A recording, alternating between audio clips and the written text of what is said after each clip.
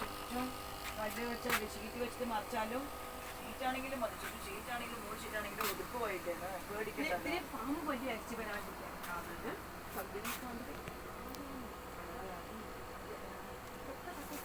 കക്കൂസില്ലാത്ത സ്ഥലത്ത് കഴിക്കുന്നത് പറയും. അതാ പോയി ഇതാ പോയി വലുത് കണ്ണുകളൊക്കെ പറയും.